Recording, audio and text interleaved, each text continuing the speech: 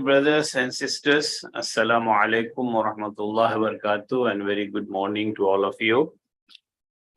This the last day of August, and you know that the month, July, before August begins tomorrow. So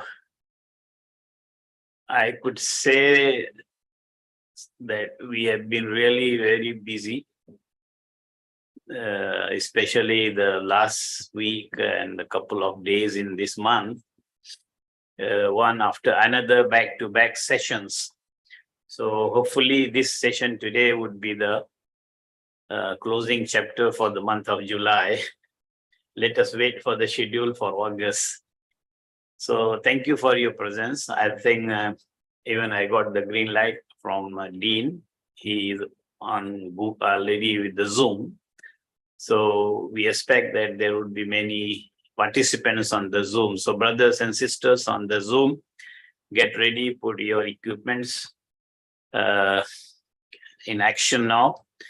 So as you know that today's topic, very interesting, clothing humility with mastery, the non-physical convergence. The word convergence itself is a very sophisticated and typical, because the conversion is the most difficult even in electrical engineering. You have the equipments, you got things, and from one system to converge into another is most difficult task. That's what I heard from engineers. So we have our speaker today, none other than our own colleague, Professor Ruslan Hassan, who has been in the academia and industry. So it's good to have a combination of academic as well as industry experience, who by profession is an engineer. Since 1980, he holds a PhD, soil and water engineering, more interested, soil engineering, very much related to the sustainability issue again. And he is also PhD in education, so he is double PhD. And his PhD in education is basically from IIUM itself. He obtained postgraduate diploma in Islamic studies in 1993. Presently, he holds joint appointment as a professor in civil engineering at College of Engineering and IIUM, and also at ISTAC. He was formerly a professor in 2001 and honorary professor civil engineering at University of Technology, Mara. He was an honorary research fellow at the University of Birmingham, United Kingdom, 1991, and has been senior research fellow and adjunct professor at Malaysian Institute of Transport, UITM, Malaysia. And of course, he is a member of professional bodies. He was president of the Technological Association Malaysia 4 years, senior scientist, and also the Confederation of the Scientific and Technological Association of Malaysia since 2010. And he is a fellow in Academy of Science. He is a fellow American Society of Civil Engineers, Geological Society, London. He has been a council member of the Federation of Institutions of Engineers in Islamic countries. His research interests are ethics and engineers. That's what brought him today. So ethics and engineers, akhlaq and ubudiyah, meaning and cognizance. Okay, our brother, mashallah, Prof. Ruslan has written many books and few of them here. So if I take reading a lot of things, it certainly will bring us to get delayed for listening to him first. So let us welcome him with a round of applause, Prof. Ruslan. And we have the brothers and sisters who are connected on the Zoom. Please remain connected. We will give you opportunity for interaction if there is a question and answer session after the presentation. So the floor is yours, Prof. You can proceed and you can begin and introduce the topic, because I'm also here to learn. Looks very interesting topic as well for me. Please proceed. Assalamu alaikum wa rahmatullahi wa barakatuh. Assalamu alaikum wa rahmatullahi wa barakatuh. Alaikum salam. Nahmaduhu wa nasta'inuhu wa nastaghfiruhu ونعوذ بالله من شرور أنفسنا ومن سيئات أعمالنا من يهده الله فلا مضل له ومن يضلل فلا هادي له اللهم صل على سيدنا محمد وعلى آله وصحبه أجمعين. First of all, I would like to thank ISTAC for allowing me to give a presentation. And I would say the timing is just right now for this sort of topic, because in the engineering field, there is the convergence of physics and engineering, which is your phone, your handphone itself showing displaying the convergence.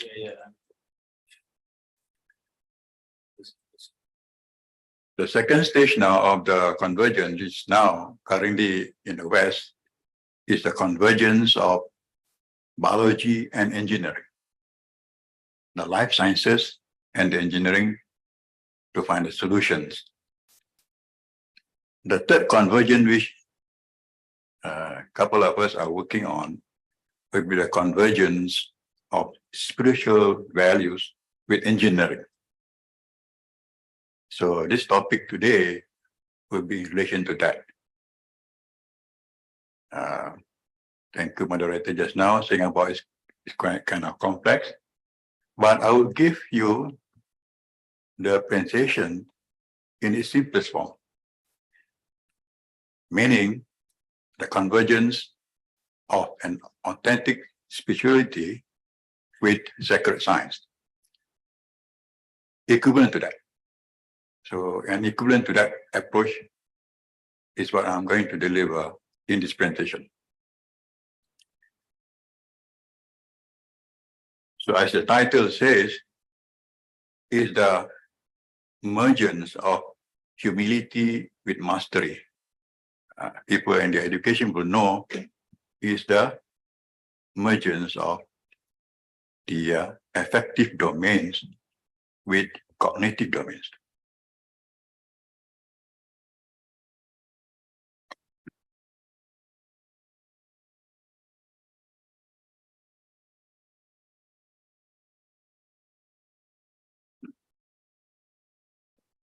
As usual, I put in this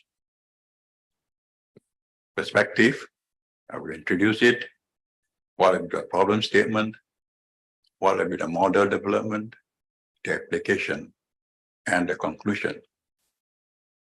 So the focus, the body of the contents, will basically the model development.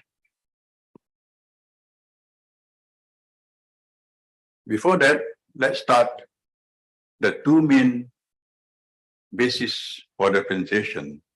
Let me recite Al-Mulk, Surah Al-Mulk, the first 4 verses. Bismillahirrahmanirrahim. Tabarakalladzi biyadihi al-mulk wa huwa ala kulli shay'in qadir. Alladzi khalaqal mauta wal hayata liyabluwakum ayyukum ahsanu amala wa huwa al-azizul ghafur. الذي خلق السبع سماوات طباقا ما ترى في خلق الرحمن من تفاوت فارجع البصر هل ترى من فتور ثم ارجع البصر كرتين ينقلب إليك البصر خاسئا وهو خسير. So the first 2 verses will actually, if you realize, it's going to be concerning with how Allah has created us and we live and we die. But we need to be assessed based on our amal, how best our amal is. The second 2 verses actually talking about the search for the truth looking at the patterns of Allah's creation, and Allah challenged us to look at the imperfections. Are there any imperfections in His creation? So these two sets of verses will be the underpinning of my presentation. Now, simplicity is actually achieved, as I want to present this in simplest form. So simplicity is achieved through a complexity of thought and design. Right? It doesn't have to be complicated. So the model development in this case is going to be a simple one, but after thorough research and after thorough learning. Let me also introduce what the definitions of the two common terms in the Islamization of knowledge approach. The word integration. If you look over many of these write-ups on IOK, you will notice the word integration. So it is meant mathematically to be this form, the sum of its parts, right? And sum of its parts will be under the curve, right? So we got to add things up. So when we integrate, in this case, as you can see, it's adding similar characteristics. You can't add matter and non-matter. The convergence will be meeting at a meeting, as it has a meeting point, right? There's the limit of the sequence, but there is a meeting point. So what I'm going to discuss, the model will therefore will have this meeting point. And both integration and convergence will be a two-phase, or it's a process, which I will discuss in a few minutes. Why the necessity of converging this? 2016, when we met at Mecca, this is a meeting between the 24 countries where we dealt with engineering accreditation. And we need to find spiritual dimension in the curriculum.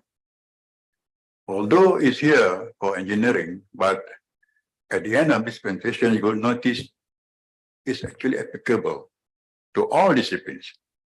So I use this approach in our engineering as an example, but it can also be applied to all fields. The word itself written on this accreditation is the Madinah Accord. So we need to put some spiritual dimension here, because it is based, therefore, here on the Washington Accord. So we would like to go on with the version where there is a spiritual dimension in the engineering education.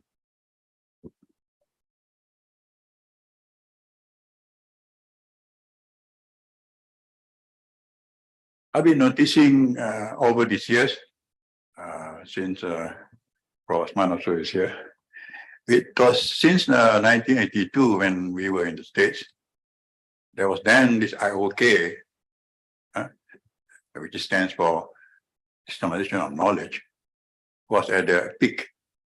A lot of work been done since 1977.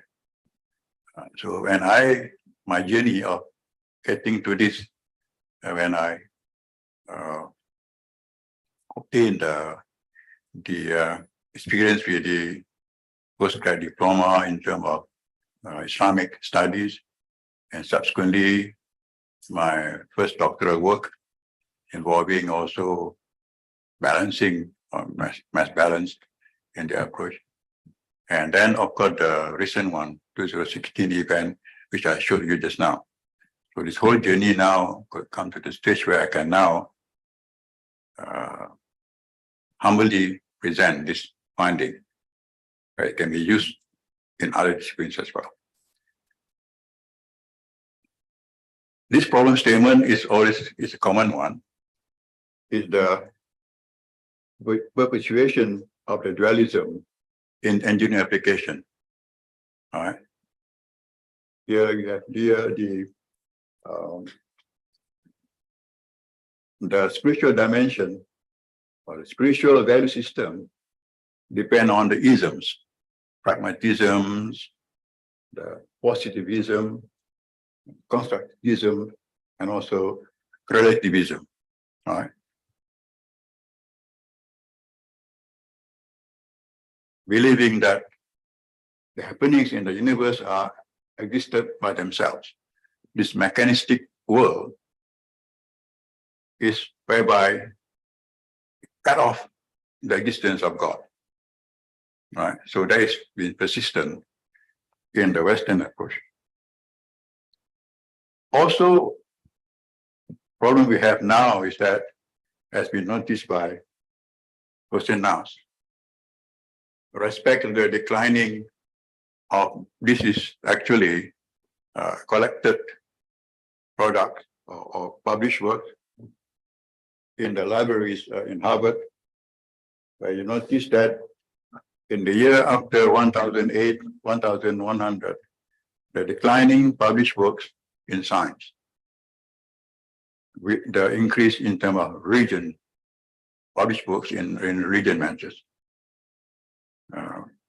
Mentioned by Hassan, is a change of focus of the philosophy moved from the rationalism of the earlier period to the elimination and ecstasy of Sufism in later periods.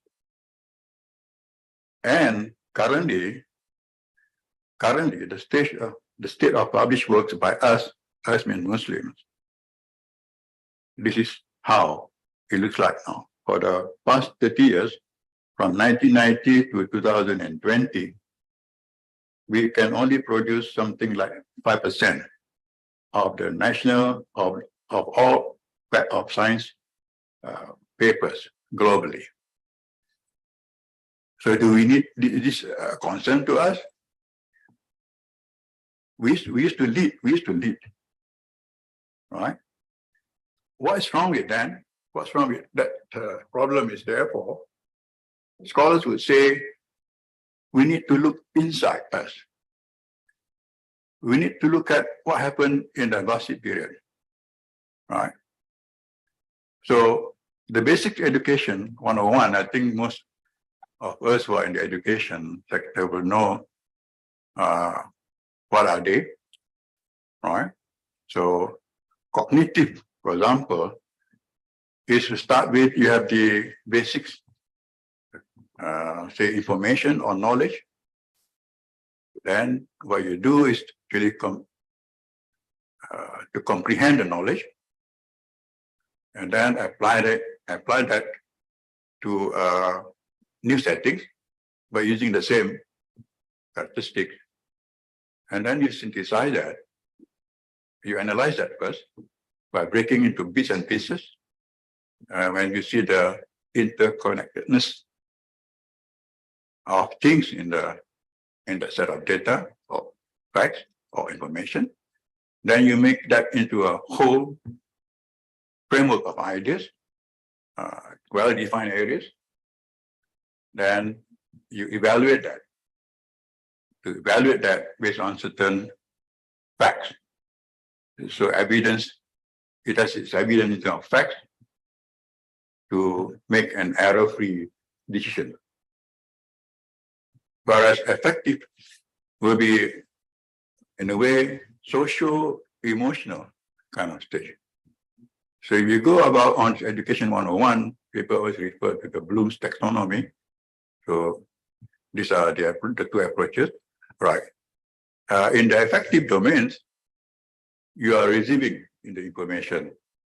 Example, you just listen, and then you ask appropriate questions in responding to what you have listened, then valuing it, putting certain aspects of what the value system in what you have received, what information you have received just now in terms of the socio-emotional aspect. Then you organize those with the value system of yours, putting that into perspective. So once you have that stage, you act on it by characterizing it. So which means that if your value system is against what you have heard just now, or what you feel that there is need to respond with your own value system, for example, ethical values, or for example, injustice, you have to make the correction. So the affective has to do with the heart, right? And cognitive has to do with the mind. The third one, of course, now referring here is the psychomotor, has to do with the hands, right? In the whole perspective of things, in engineering application, we had to align the cognitive, affective, and psychomotor. So I represent the cognitive as mastery as an example.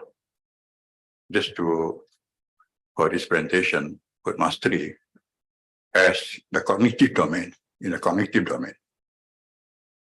Is above competency. And I also place the humility.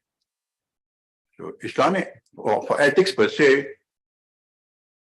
ethics is actually starts and ends with the human faculty of thinking. All right? Whereas for us Muslims, it has to be our faith in action. Just like Rasulullah SAW show what our Quran is by his behavior. So for us, we need to show our faith in action by our akhlaq. And one of the examples of akhlaq here is humility. In Arabic, is tawadu.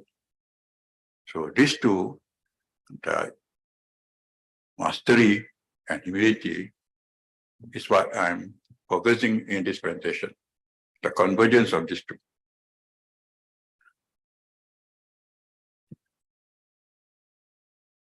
So in this era of science now, we got pre-modern, modern science, and postmodernism. So notice that there is a gap there in terms of the development of science, whereas the gap should be filled by what has been done in that between 600 to 1100 by Muslims. But can we regain that lead? We can only regain that lead by going to our inner selves. Meaning, we got to go back to the Tawhidi principle back and strengthen it, understanding it, then you can see what's the idea behind, what's the creation that Allah has showed us, right? With respect to the conflict of science and religion, you see, in the 18th century, geology is one of the fields that actually refuted the literal Genesis story in the biblical account of the Earth age. Because of this knowledge in geology, what has been said in the Bible is not right. All right? So in the 1811, there is, in the 1809, the first theory that should or said or stated no role for God to play. The Charles Darwin, Origin of Species. And in 1811, the extensive force of human mind and the compression arises from traditional belief. The history of the conflict between religion and science. And it goes on till today, right? The scientific revolution is not a sudden revolution, but it is for the radical that it is actually replacing Christian view of nature with a mechanical vision of nature. All right? It's deviated from the soul and devoid of any suggestions of divine presence, as mentioned by Laplace, one of the polymaths, saying that there's no need for God in his mathematical work. But one of the great figures in science, of course, Einstein, right? He said about the limitation of science. Science without religion is lame. Religion without science is blind. All right. So here we also realize in the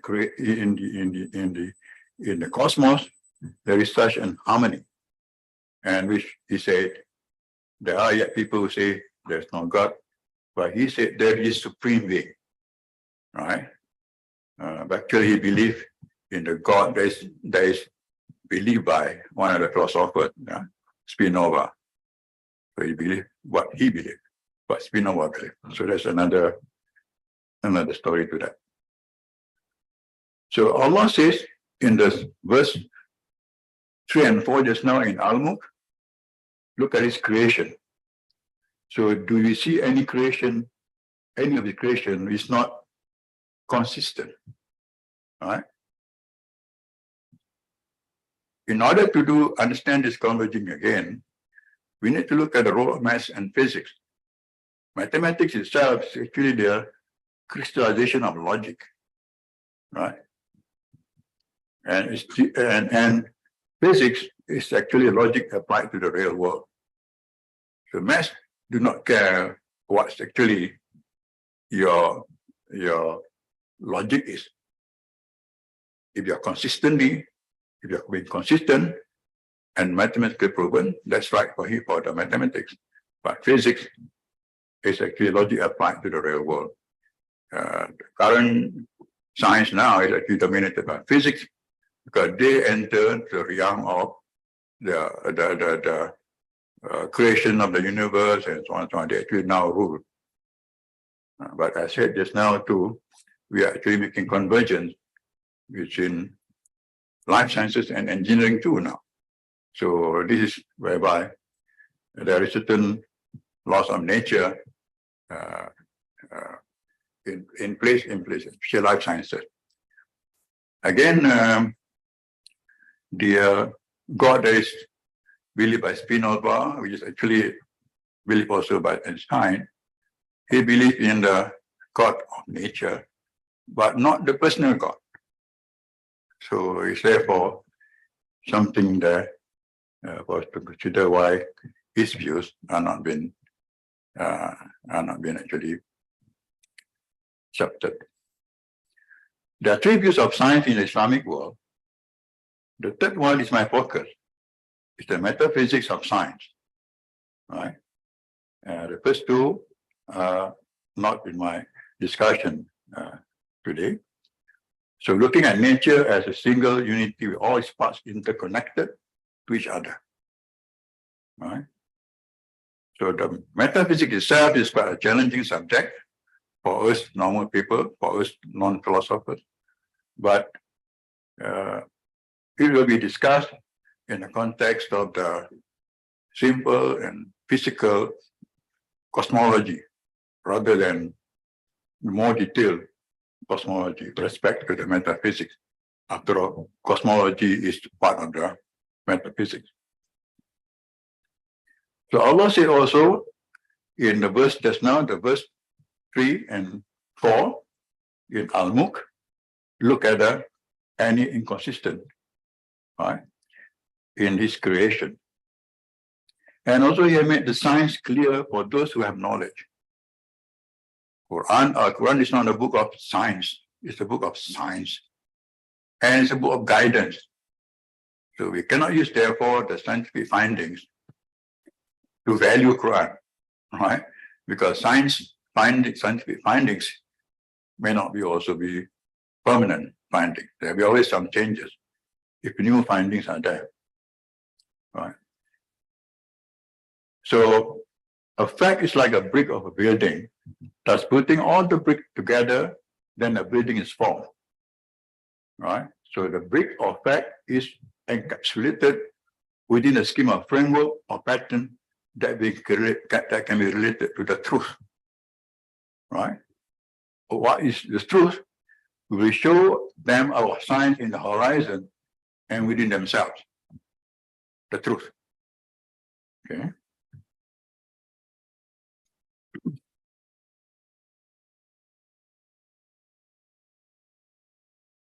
So we hold on first what is the truth, but let's recall what is modern cosmology. Modern cosmology is uncertain of the origin and shifting to nature independent of God. The creator has been cut off from his creation. That's a modern cosmology. The Islamic cosmology, the cosmos is intelligible and coherent. All right? And Allah says, 1585, we have not created the heavens and the earth and all that is between them except with truth. All right? So the finding for this is through simple observation related to seeing, related to intellectual, and in-depth knowledge of the essences of things to find the truth. So I'm doing the simple way of looking at the truth by connecting what we see, what we observe. All right? Then from then, finding out the relationship, which I think needs to be done by bridging, right? So cosmology itself is can bridge between pure metaphysics and particular sciences, right?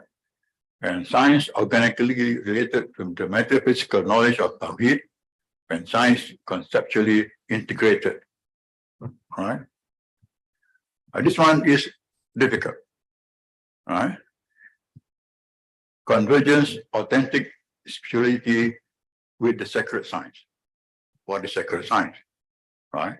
So we can say sacred science of the cosmos rooted in sacred reality. This is challenging for normal, level of understanding of the convergence. Sacred science is something that is difficult. So looking again at the patterns of truth, these are 100 billion galaxies, right? Each with 100 billion stars. So Nell Foucault is the one presently in the physics and authority on physics in creation of the universe. So again, can we look at the truth here? The creation, his creation, Allah's creation. The simple one, it just is, right? It just is. And in the orbital motion is that when the moon is around or orbiting around the Earth and Earth around the sun, you can see that the theoretic metaphysics here with respect to orbital motion is that it starts from its origin and ends at the same point. It means that we have to return to where we come from. Very certain. The creation and regular functioning of the universe very sure that is the work of the one all-powerful creator, Al-Khaliq. The precise and certainty of the movement of the celestial bodies, orbital motion without faith. All these years signify that the meeting with Allah is also certain and undisputed. So here we have the Al-Khaliq phenomenon here. My model here, I said at the beginning, Al-Adil and Al-Khaliq. So Al-Khaliq is here, right? It is stable for it to be all the while in the extent now, stable with harmonious motion, right? So another simple approach is the physics 101 with respect to all this orbital motion. Orbital motion here occurring in all of the orbiting bodies. Maybe you got few billion stars, few of this simple model of orbital motion of the moon around the Earth and Earth around the sun, which Einstein said there is a supreme being in charge of this harmonious motion. So if he refers to actually MOOC verse 3 and 4 and physics just 101, he realized it's a simple way of looking at how it got balanced out. You see, in physics 101, you got centrifugal force, which is a function of Fc, centrifugal force, is proportional to 1 over r cubed. Whereas the gravitational force is actually proportional to 1 over r squared, right? If the moon is about to get nearer, or the earth is about to get nearer to the sun, right? So it is 1r squared. Let's say reduced by 0.01. So therefore it's 0.01 squared. All right. The same, there's another term here with R, the same term of R there in the centrifugal force. It's rotating with expansion of 1 over R cubed. You see the function is therefore divided by, just now it will reduce by 0.01, now becomes 0.01 cubed. Whereas for the gravitational force, it can be 1 over 0.01 squared. So if there's any movement inward, as it rotates, it will get back to be the balance. Because but it must move. It must be moving. Right? So as an object with a given angular momentum moves towards gravity increases, but the centrifugal force increases quicker. Right? It can be reduced that gravity will once again balance the centrifugal force at some point. So orbits are stable, they will get into balance all the distance. All right. So therefore, that's how one truth here. The truth here is why it is all in harmony all this power because of this. Right? So it is balanced. So balance is what I'm going to discuss further. The balance here. The balance on this where it get to be orbiting. So when you observe the tawaf motion, the rotating is, or the orbital motion is displayed here. Right?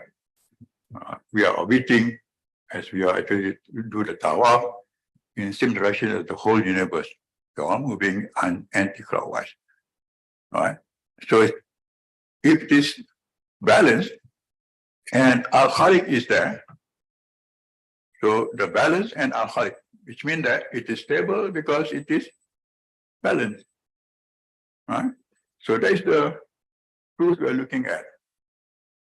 And in the engineering concept, there are three main concepts: cause and effect. Cause and effect, if you go into the philosophical side, you got this causality and go on from there. Right? And determinate and indeterminate, but I actually apply for the balance and equilibrium because I can relate that to what is happening in the universe. What happens when the moon is rotating around the sun, moon rotating around the earth, and it's rotating around the sun. Simple configuration. It's a balance. So whatever happening there can be also applied here on this earth. Balance. Isn't it? We refer to our time to do salat, time to go for Hajj, or depends on the timing it is done by referring to what's there above us. Isn't it? It's definite. So we have a calendars also based on that definite one. So let's relate to all this balance and equilibrium. Look at the verses in Ar-Rahman. Ar-Rahman verses 7, 8, and 9. Bismillah ar-Rahman ar-Rahim. وَالسَّمَاءَ رَفَعَهَا وَوَضَعَ الْمِيزَانَ أَلَا تَطْغَوْا فِي الْمِيزَانِ وَأَقِيمُوا الْوَزْنَ بِالْقِسْطِ وَلَا تُخْسِرُوا الْمِيزَانَ. So in these three sentences, three verses, you could see the three meaning of balance. The first is mathematical balance. Earlier on, this is about the truth. Asked of us to look at. It was instrument to measure. It is by Al-Kazemi, which is done in the 12th century. By the way, all the books written in that era, in that time, half of that will be referring to how to be obedient.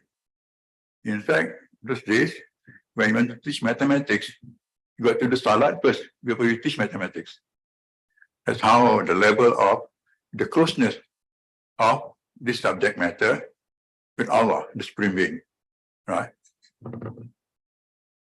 And here what is done is to actually measure the balance has to do with the weighing of the goal. I mean, the ruler then asked him to actually make the difference weightage. I mean, to differentiate between goal and non-goal methods. He approached that. So that's the balance, easy way of looking at it. So when I started to actually going around and, discuss with the professors and whatnot, they say, you want to do Islamized knowledge, you mean to say that 2 + 2 is going to be 5? I told him 2 + 2 wajib 4. Because that is balance. That is, mizan. That is balance. Right? So that is,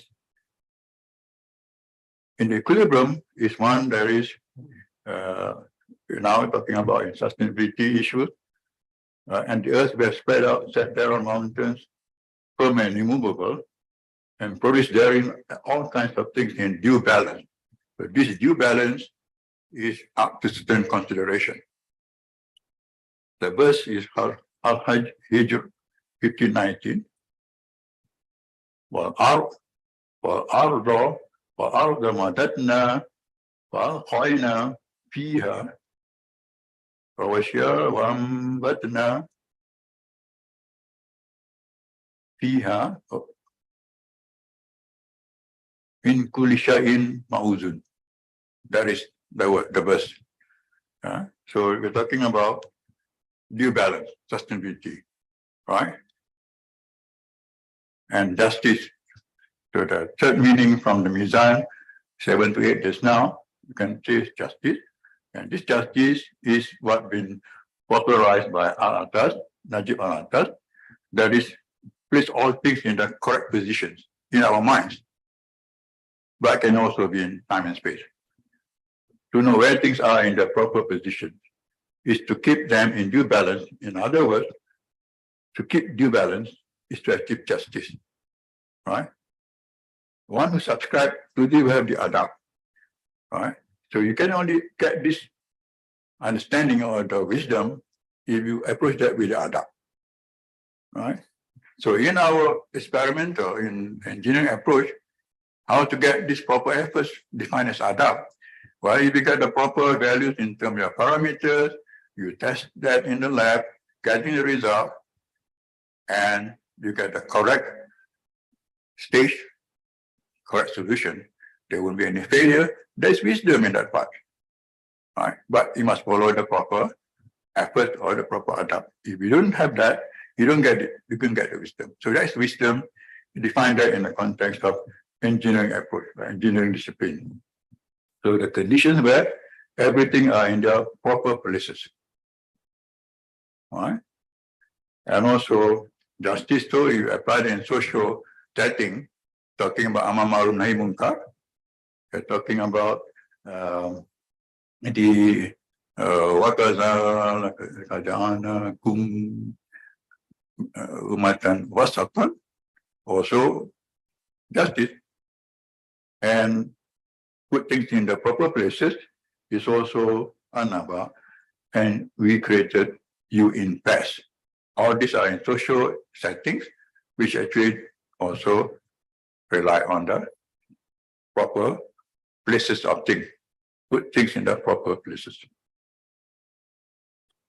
The convergence itself is relying also on to converge at what I use as at the meeting point of Al-Adil, right? The name's Allah. The simple way of meeting, let them meet at a point, that is the using the name, Allah's name, Al-Adil, right? And it is beautiful names of Allah, 99 names there. I use the Al-Adil and Al-Khaliq, right? So mentioned by Nasto, it's now to study in that the significance of the meaning of the divine names to understand not only the creation of the cosmos to God, but the very structure of the universe. Al-Adil and Al-Khaliq. So this can be used in the pedagogy, right? In the methods and practice of teaching, al-adil and al-khalid. So the process, I'm not going to dwell this in detail, but it is a research done by interviewing 32 professors in 1 year's work, collected, and from there, I actually devised method with using the Gaussian grounded theory and structural equation modeling, coming back, produced the full confirmatory factor analysis, CFA, causal effect modeling, final convergent monthly humility model, and fit indices. What I meant here is that there is the evidence of the converging between mastery and humility with respect to the meeting point, which I will discuss afterward. The meeting point is the state of al-adil, which means that if al-adil says it's going to be a balance, so your mastery is whereby you put things in the proper places, understanding things and put them in the proper places, that's mastery, right? Mastery. And when you put them in the proper places, that is, you actually elevate al-adil, right? So it's interesting here when you actually do that, when you actually do that in the mastery aspect, every single subject that we approach in the teaching and the pedagogy, you can actually relate that to how far is related to al-adil, right? For example, just now, you put equations, are they in balance too? The truth is that you got to reach that, to reach the balance. And the balance means it is al-adil. You elevate the name of Allah, right? So for teaching, it can be very simple, because now what we do in our search for the truth, we only get the truth out, we only get the wisdom if that's in balance, because when it is balanced, it is stable, right? Only and only when you have reached a balance, it's stable. In either mathematical balance or equilibrium or putting things where at the right places, right? So it's the correct position of for stability, al-adil. Now, the effective domain, another correct thing, another proper things to be done with is the man. What is the position of man? What is the correct position of man? So the correct position of man is in the sujood position, in either physically or in what we are doing.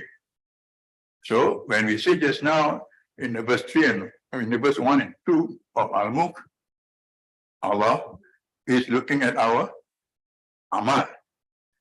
So what we do, everything we do is actually complying to that, what we're supposed to do. That's the meaning of our existence. To be always in totality, in submission to Him. So application, like substantially here, can be dynamic state, or static, or static. And this is my earlier work. You can see the balance even in the groundwater. You can see the balance here, as in the Quran says, 55, 1920. There's also a balance. You can observe in static condition. You can also see also the correct positions of here. Still has to be at the bottom, because tension is at the bottom, putting things in the right places. All right. And in electrical engineering, talking about Kirchhoff, voltage, and current law. So if the balance reached, therefore we elevate the al-adil. Al-adil means things are at the proper places. Name of Allah. Also in the ideal equilibrium with respect to complete combustion. So the possibilities are endless in the application of to comply with al-adil. So that actually, in my humble opinion, is the Islamization of knowledge at that stage. Every single information you process, can we make it to comply with Al-Adil?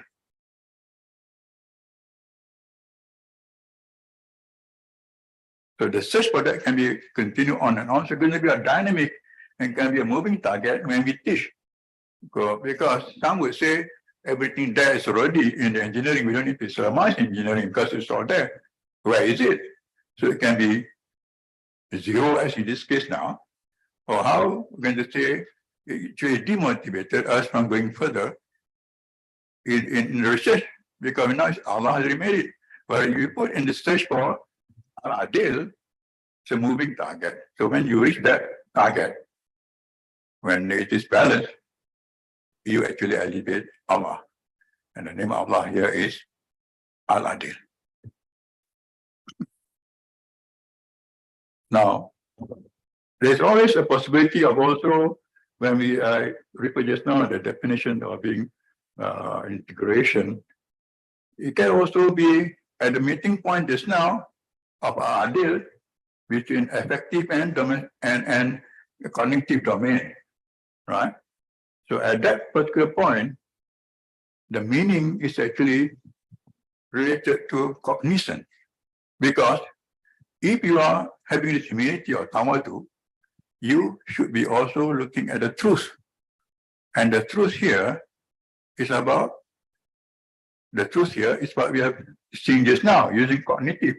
To search for truth, you need to use the cognitive means, cognitive skill, right? Because we always have to display or to move on and on again as an abid, as a servant of Allah, to search for the truth, right? So therefore, the humility, therefore, will be meeting at the state of Al-Adil with cognitive. So we elevate the name of Allah. But searching for truth is therefore, searching for the truth means looking at patterns from Allah's creation.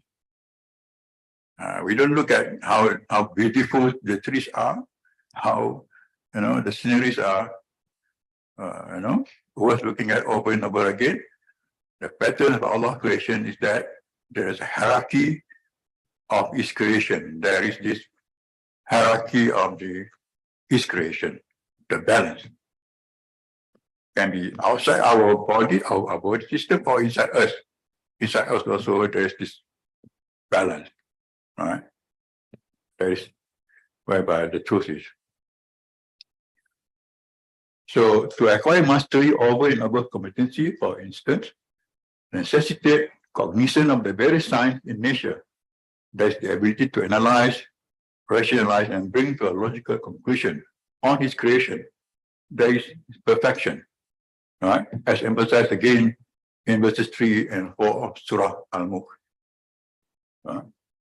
So all things are in the correct position in the state of Al-Adil. The proper condition for stability is balance or equilibrium, whichever is appropriate that requires cognitive capacity. The correct position of man is in the sujud position, ubudiyah, where the submission is physical as well as man's submissions in totality. The meeting point of convergence may lead to integration since the meaning is cognized. Right? Therefore, at this stage, integration can take place between cognitive and affective consciousness since they are operating in the same phase, not between matter and non-matter. In other words, convergence is making the integration possible. It's a two-step process rather than abrupt integration or add-on. Right? Not even add-on. It's a two-phase, right? And between acquired and revealed knowledge. So it's not an add-on between revealed and acquired knowledge. It's actually a two-phase, right? We develop the convergence first, convergence at the same point, at the meeting point of Al-Adil between affective and cognitive domains, right? So that is the convergence. And at that stage, when the meaning, you realize the meaning, it is searching for the meaning as an abid, as servant of Allah, which all the time must seek for the truth. So while seeking for the truth at the same time,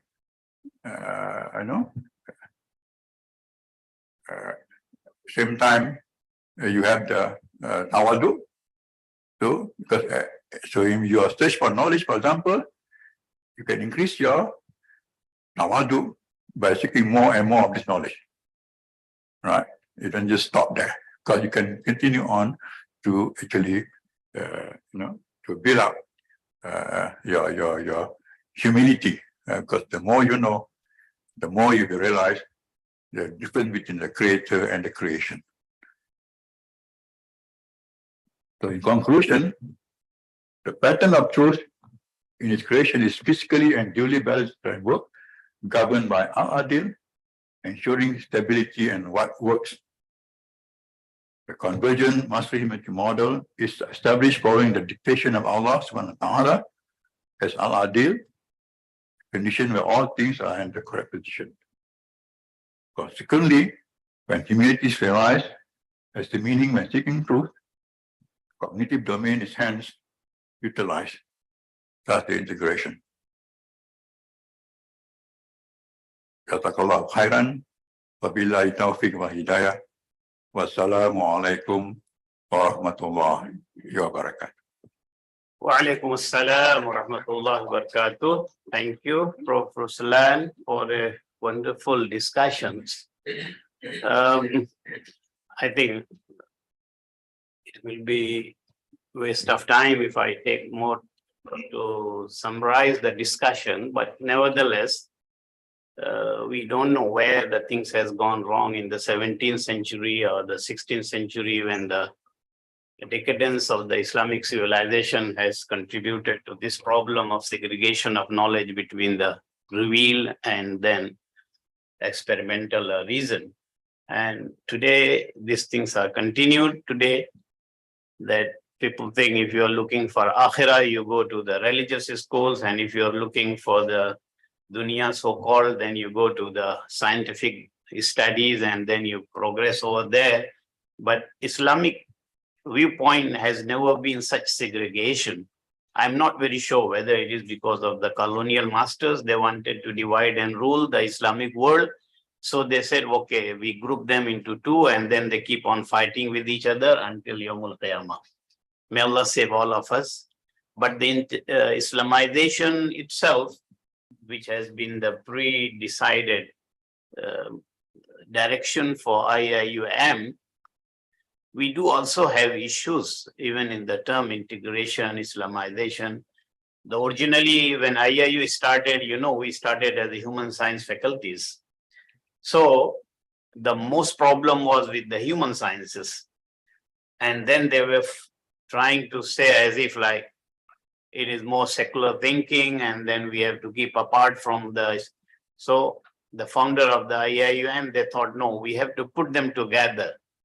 And that's why many of you may not know, IRK and human sciences both have been put together until today. Even there have been attempts by many professors and scholars within IRK to segregate.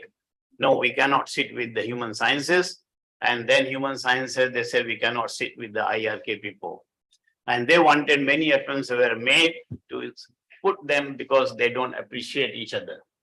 And even when appointment of the dean comes, I have been in administration around 20 years, I know, they have come to a compromise. In one term, there will be dean from the human sciences. And then the protest comes and he or she doesn't understand us, though then the next term will be a dean from the IRK. So this is where, so they try many times to segregate this kulliya and faculty, but thanks to Prof. Kamal Hassan, he say on my dead body. That will never happen because it defeats the purpose. But when the faculties and then other kulliyas join the club, then we got other challenges. For example, kulliya of law. Then they say, well, we have the Sharia law and we have the common law, what to do? They say we go for harmonization of the knowledge. We harmonize both the laws. That's why many of you students especially may not know why it is called Kulliyah of laws. Why the worldwide is a Kulliyah of law. It is because of the two laws that we wanted to, it's called Kulliyah of laws. Because Sharia law as well as conventional. So we have to put and harmonize them. Then, of course, the Islamic studies say, we are Islamic already, what to Islamize further? They say, no, we go for relevantization. So, but nevertheless, there have been necessary efforts. But what is left actually now is the sciences, how to Islamize the sciences. And then we have Faculty of Sciences, mostly in Kuantan campus. So I think this is something which is a challenge that Prof. Ruslan is taking over. Many of you, when I introduced earlier, he is a PhD in engineering. At the same time, he is also the IIUM graduate and did PhD in education. So perhaps he is the right person and with the right skills to go and look into the curriculum for the engineering, for sciences, for medical sciences and others. But for the time being, I understand that Kulliyah of Engineering has given him this responsibility to introduce and integrate. So they should not. And I think process is very simple, but there is a challenge of your education and training. First thing, comprehension. Many of us, we don't comprehend even the subjects that we have graduated first place. After that, we go for critical evaluation to see where are the un-Islamic inputs. So we identify them. And finally, elimination. We eliminate those things to make the disciplines Islamized. And the major challenge which most of us here we have been facing is basically to come to the last stage of reconstruction. We reconstruct the discipline, we reconstruct the knowledge, which is free from all those things which are anti-Islamic. But I could see the topic today. Thank you to Prof. Ruslan. Sometimes we have to control ourselves because the most educated and knowledgeable person was the shaitan, who got deviated because of having no humility. With that, I leave to brothers and sisters to the discussion mode. And now the floor is open. Please feel free. And also maybe those who are connected on Zoom, you can write. If you want, we can ask the brother Muzammil to unmute you. You can speak as well if you want. So the floor is yours. Please feel free and go ahead. Thank you for the presence of our beloved professor, Prof. Osman Bakar and Brother Dr. Imtiaz and our Dr. Noorul Ain and many online. I can see even Prof. Abdulaziz Barghouti is also connected online. So please, brothers and sisters, take this opportunity for question and answer session. So who wants to be the first? In Malaysia, there is always a challenge to be the first because in the later part of it, there is always many questions get unanswered. Yes, please. I think you're not Malaysians. So yes, so take the initiative, please. Assalamu alaikum, Doctor. I'm Saima Ali from Pakistan. And currently I'm enrolled in PhD session at ISTAC. Bundle of thanks for being here. I'm not from engineering background, but I really appreciate a few things that you describe in the way that me especially, I see the meanings of Allah subhanahu wa ta'ala in different way. And I really appreciate the way you describe the Al-Adl, Al-Khaliq, and addition with Al-Badi Al-Jamil. So I related them, relativism, and with the dual positivism also. So from my core heart, I wish that Allah subhanahu wa ta'ala gives you Nur Ilm and give the strength to spread that Nur to us. And I realize that it's really necessary, according to the doctor also. He told us that, why this prestigious institution established, how to relate them to the core understanding and knowledge. Understanding and knowledge which convert to the wisdom that you spread here. We are on the stage of understanding and knowledge, and I wish that you should give some time and more time to understand that particular subject and discipline of engineering in the throughout the meanings of the Quranic verses. Thank you so much. Jazakallahu khaira. Okay, I think one question, another Dr. Imtiaz, please. Assalamu alaikum. Thank you very much for a very interesting talk. I was very happy to hear your reference to Spinoza. Spinoza's Tractus Theological Politicus is very much closer coming to the concept of Tawheed. I would like to hear more about your view about Spinoza, because he's the only Western philosopher, Jewish philosopher, who comes very close to Islamic concept of Tawheed. And of course, he was criticized for what he did by the Jews, because he was not agreeing with what the Torah and the Jewish tradition was imagining about God. Thank you.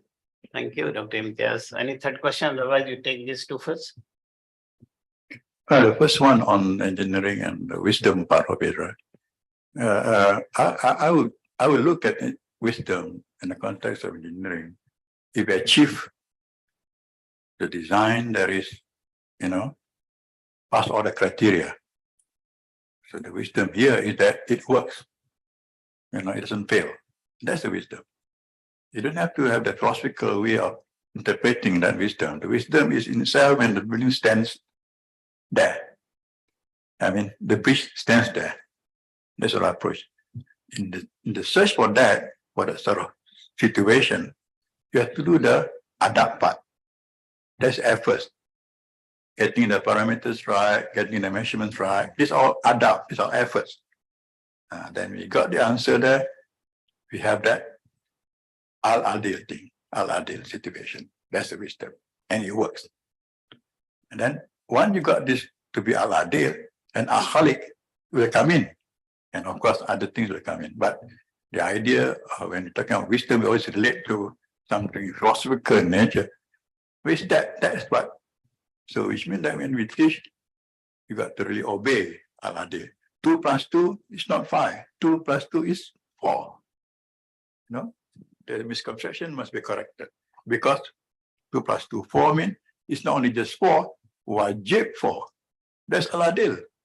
That's the name of Allah. If you look at it strictly,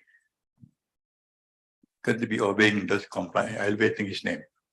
So in all respect, in all the equations, all the derivation, all the experimentation, all it is leading to that. That's the wisdom I'm referring to. Of course, you can always extend it to other things in terms of sustainability issue, equilibrium, right? Putting things in the proper places in terms of the other things of the al-adil approach. Thank you for that question. Yes. The second one on Spinoza, I think Spinoza actually is an outcast as a Jew. He's a Jew, but he was outcast by his plans and so-called. And he talked very interesting writing, and only appreciated when he was no more around, as usual the case is. And his book is on ethics, right? He got his book on ethics. But I would feel because when Einstein referred to him, he looked at him as the God of nature. That's it. It's not personal God. Doesn't get involved in our personal, right? Whereas ours, talking about verse 3 and verse 1 and 2, Allah is looking at us closely, right? Al-An'am 38, while telling us about the community of the animal kingdom, he mentioned that all are there in the book, in the Quran, all is there. And Allah knows even a single leaf that falls on this earth, whether it falls in South Africa, falls here, Allah knows about that one leaf, which means that it's really, really personal. I mean, He knows us, in and out. The only thing we need to be recorded, of course, in the hereafter, they will show us the mizan part, the weightage part, whether what we do, what we have done, or what we have not done. That what we have done, we have done. That's the mizan part.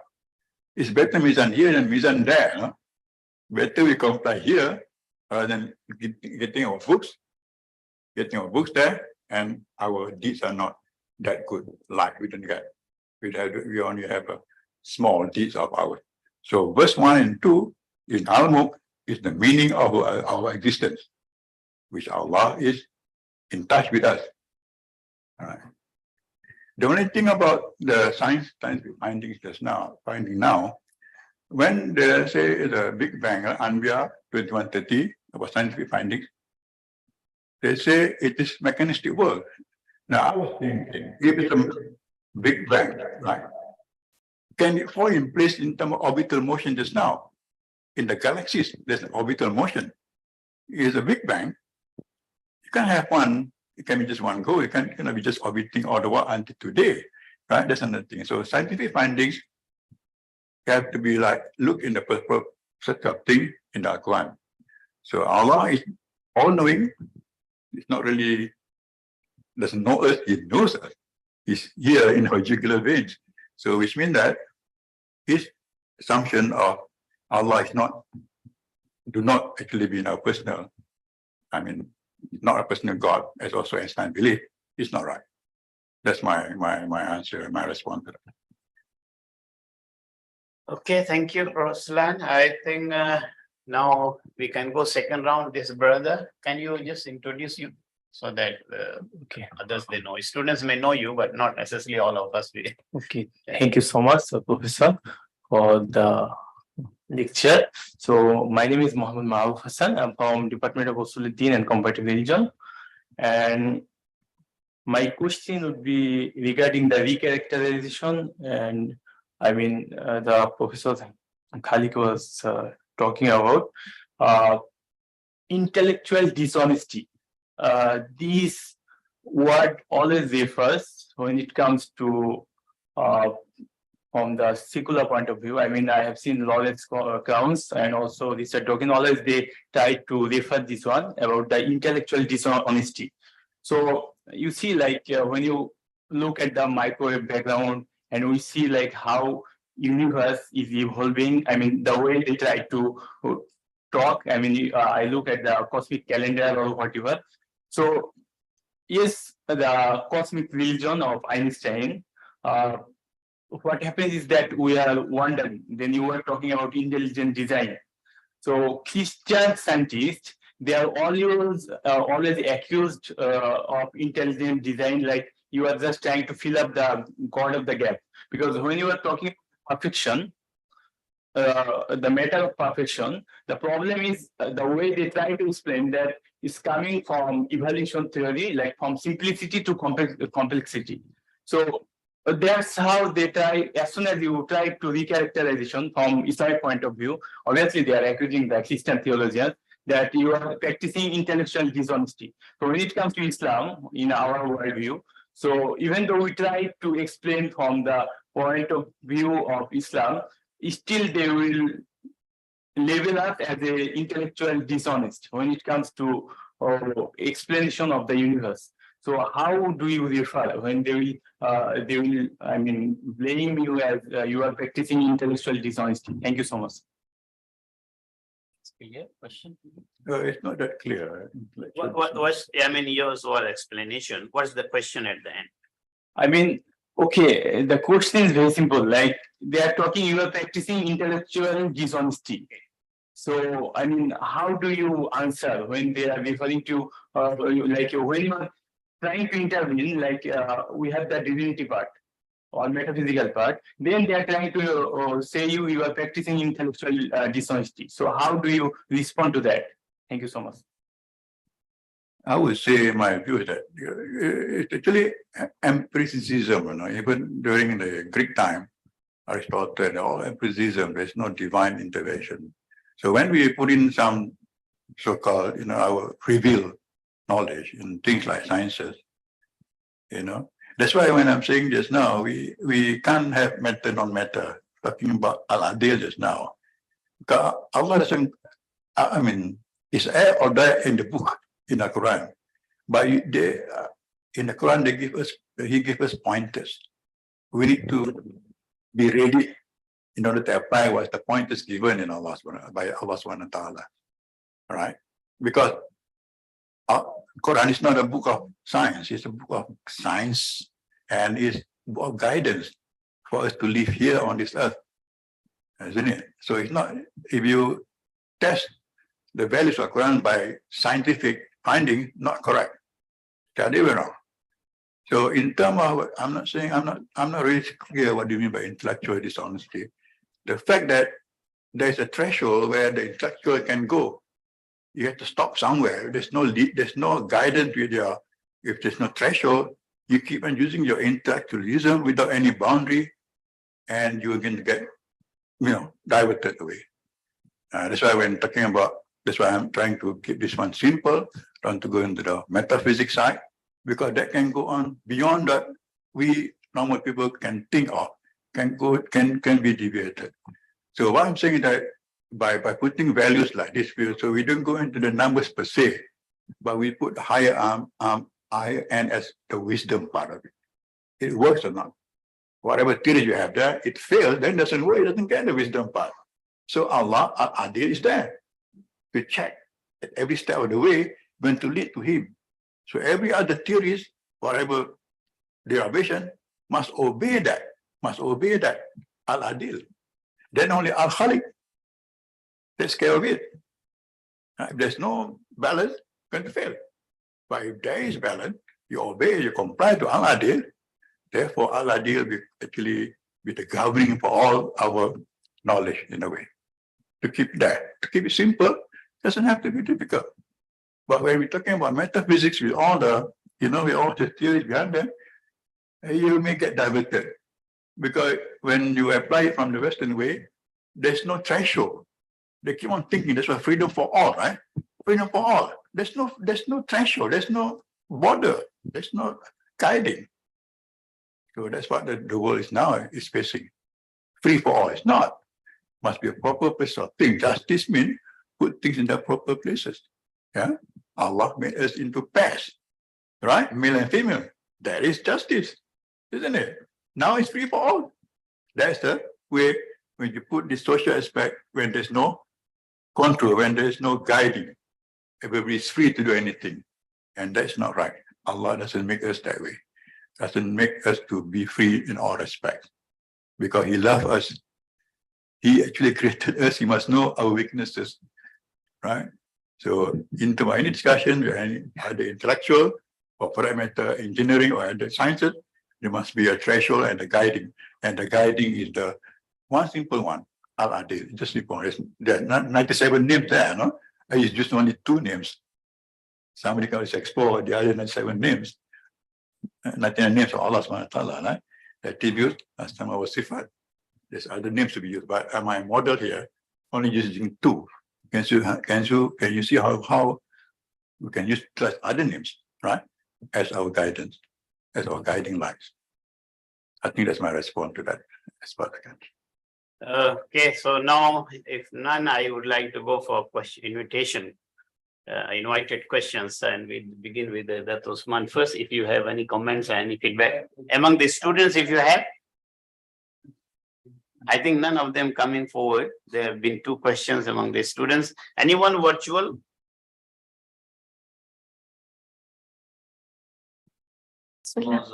Yeah, please. Thank you very much, Professor, for your very, I think, exciting explanation on what is equilibrium and how it balances the world. I think what comes to my mind when you mentioned about the orbiting of the planets around its places, this reminds me of the Darwishes twirling in the Sufism. How do you see it from your perspective? The Sufism, the Darwish, the twirling, the whirling. Yeah. If you may have any idea on the scientific way of looking at it. The Darwish, you mean? Yeah. Is it the one? The twirling, yeah. I'm not into the that sort of in that area. I can answer that because if somebody can. It's the Dawish question about Dawish. The one is it the one practiced in the. Can you, sister, can you repeat the question again? Because you mentioned the balance and the spirituality connection between the what do we call it, how we are in our place and ideal I mean while the planets and the creations is orbiting at this place, and how this philosophy is actually also being put into the twirling of the dervishes in the form of Sufism. If you have any yeah. Actually, my focus when you look at those simple patterns, the moon around the earth, the sun, is to get the balance concept, white stable, and then we apply it here. To follow that intermotion and all the symbolism is something else, which is actually not in this consideration, of course.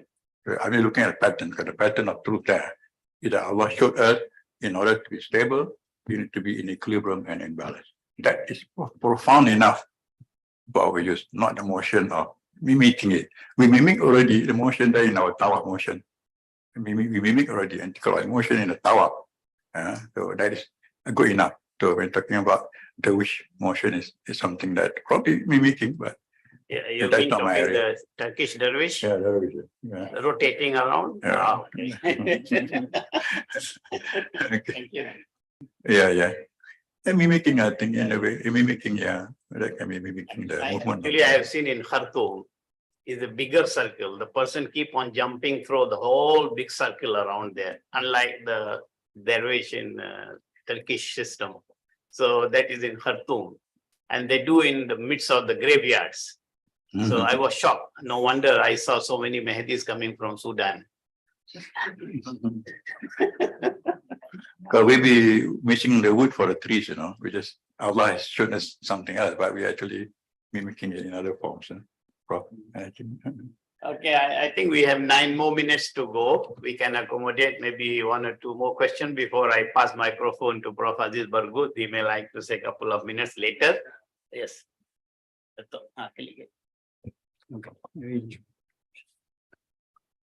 Thank you.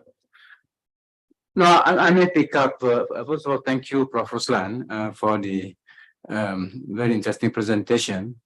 I think this is a very important, in a sense, exposition of the many themes, such as the unity, the issue of religion and science, the harmony of religion and science, the question of metaphysics and physics. But I just want to pick up.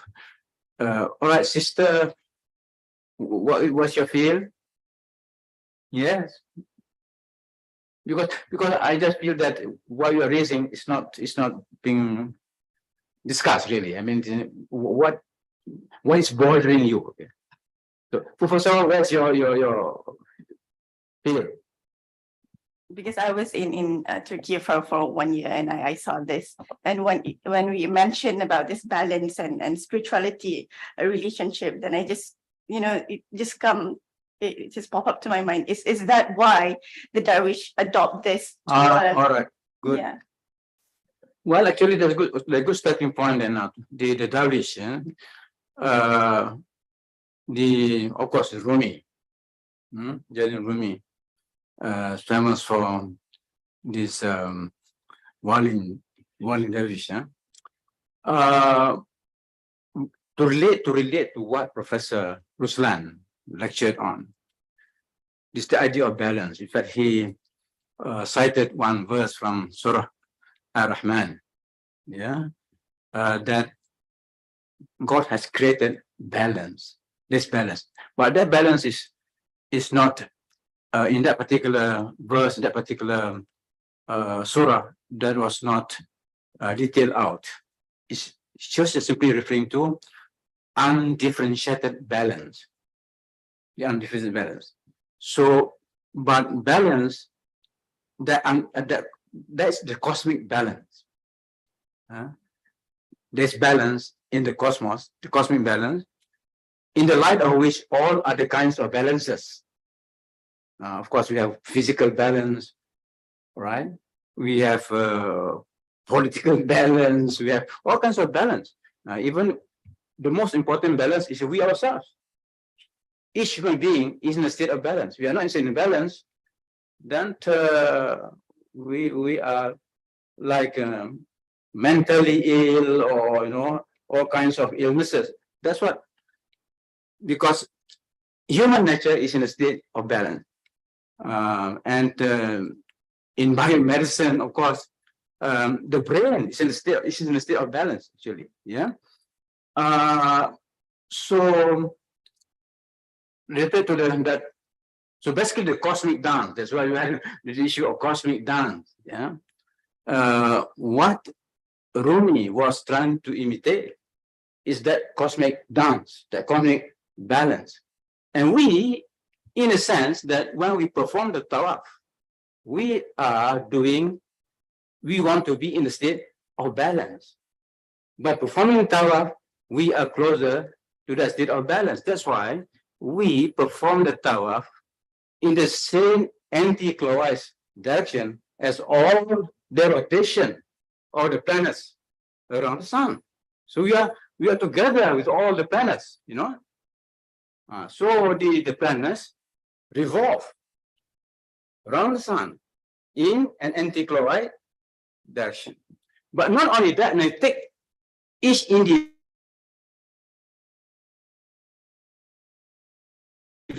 let's say our planet Earth. So on Earth, while rotating around the Earth, is also rotating about its own axis. Yeah, the two motions at the same time. You study what this Earth, while rotating, Rumi is, with the Darwin, the one that was dead, they rotate, they move, but they also, he turns around and round and round, turns around.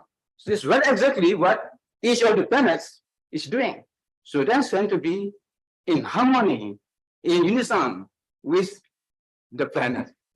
Yeah. So what Rumi is doing is natural. It's not unnatural.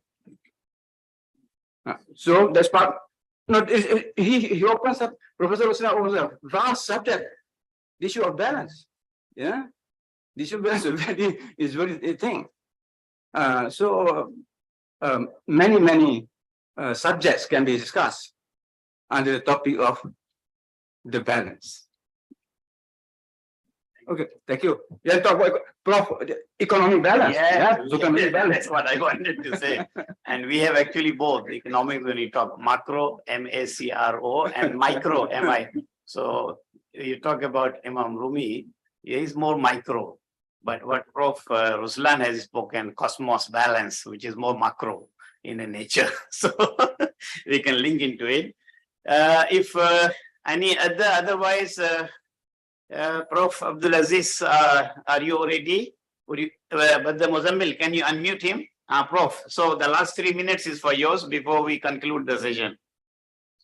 Assalamu alaikum wa rahmatullahi ta'ala wa barakatuh. Can you hear me, Prof? Yeah, very clearly. Go ahead. Okay. Behind you is a cosmos. Alhamdulillah. First of all, let us thank Prof. Ruslan for taking this very important topic. It's really in the heart of what we mean by our series of futures of integration of knowledge and civilizational development, which is handled by Prof. Khaliq. The topic also is in the heart of Islamization and integration of knowledge. And I think it's in the heart of what the future is supposed to be for our process of Islamization and integration of knowledge. So we congratulate our Professor Ruslan, and also congratulate Prof. Khaliq for inviting our professor. Before this, Professor Imtiaz Yusuf has already conducted around 8 or 9 distinguished lectures under this series of futures of integration of knowledge. And we really thank him for all the effort that he has put to bring great scholars. And I hope all those 9 or 8 scholars who presented under this series to be put in a book or published in a series of books or occasional papers under ISTAC. I hope Prof. Khaliq and Dr. Imtiaz can liaise and can come up with a book edited by both of them, the old coordinator and the new one. This is very crucial and very important, including this lecture today and the lectures which will come in the future. Now, as far as the lecture of Prof. Ruslan is concerned, it's very important lecture, and I think the people who are in the business of integration of knowledge must deepen this understanding and take it to further levels, especially engaging the science-based professors, scholars, researchers, and the social sciences and the revealed knowledge. I think that's the future course of Islamization and integration of knowledge. If we cannot, or we are still unable to look at the Quran and the Quranic methodology as a guiding framework for understanding the universe and for restructuring physics, mathematics, chemistry, astronomy, and all these ulum, then we are still not up to the methodology of the Quran. Because I believe and trust that the Quran, though, is not a book of science, but the guidance of the Quran, the epistemological methodology of the Quran is actually in the heart of understanding the universe, of understanding the human being, of understanding history. When Allah subhanahu wa ta'ala says, we will show them, I will show them my sign, my system, my patterns, my sunnah, my laws in the horizon, in the universe, and in themselves, so that they know that it is the truth. This means Quran is talking about Burhan, is talking about science, it's talking about evidence. And we cannot get that evidence if we don't understand the sunnah of Allah, how they function in the universe, how they function in human life, soul, history, society, and how they function in Sharia. The Sharia of Allah is all full of principles, full of maqasid, full of rulings, as the universe is full of laws. That's why what science does actually is just discovering the laws and patterns of Allah subhanahu wa ta'ala. The big problem that we have in the last 200 years, it's the problem of the Western worldview. The worldview which is positivistic, naturalistic, and then comes rationalism, empiricism, modernism, postmodernism, all these worldviews. These are the worldviews that create the veil between the laws of the universe and Allah subhanahu wa ta'ala.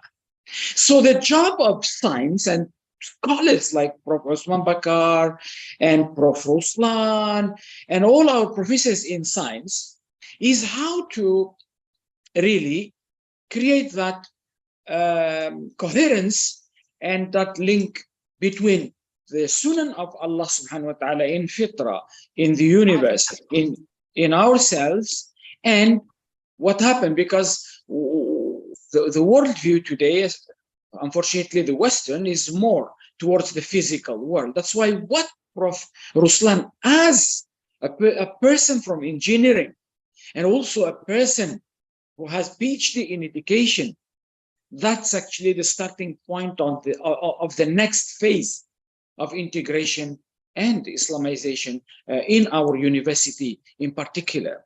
So I think the lecture brought by our professor is really good. I hope we can deepen this by research, creating research teams, transdisciplinary, from science-based, from social science, and from Islamic Sharia, Islamic studies. And we deepen this convergence approach with evidence and with real using. I was very happy to see all this formula, which our professor has shown to us there, and how mathematics and physics are linked. And we can really, there is a big wealth of scientific laws, scientific principles in the Quran.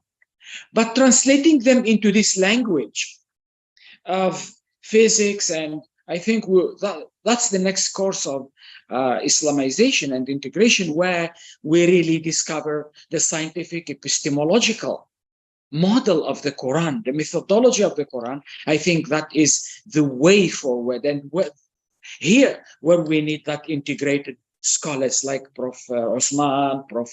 Ruslan, that integrated mind, which can see from the scientific side and also the Islamic scientific model, which is still in the Quran, waiting to be put and built as a system, as a model, as an epistemological, ontological, cosmological model, which can relate to the present science and also what Islam says. That's why I think today's lecture is really a good addition and value added to what we have already presented in the last 8 or 9 lectures.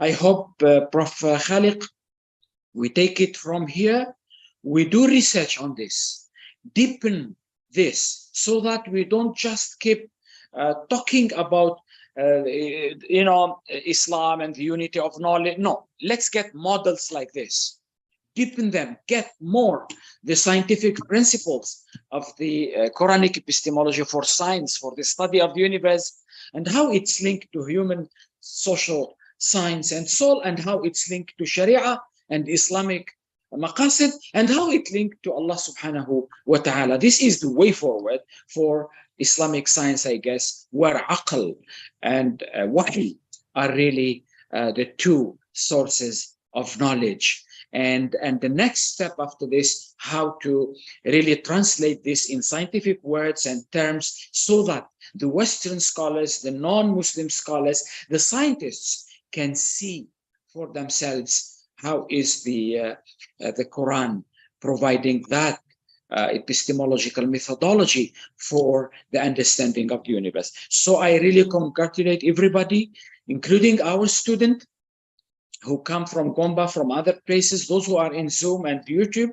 Thank you very much for your support. That shows your seriousness and shows how ISTAC is creating interest in you, and we want to expand this to other people, to other universities, to other students, so that our impact become more institutionalized, more structured in the intellectual and academic circles.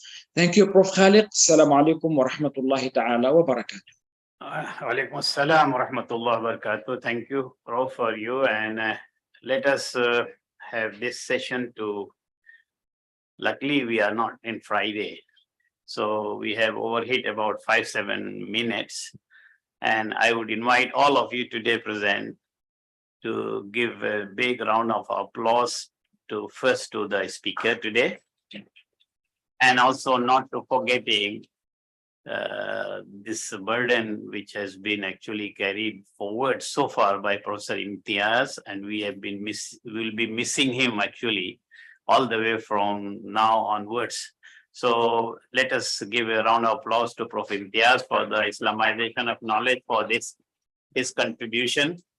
And inshallah, I will sit and will learn more from him what we should move forward. So, and then we have just heard Prof. Abdul Aziz giving some direction, what next. So with that, thank you very much to all of you. Let us recite Surah Al-Asr.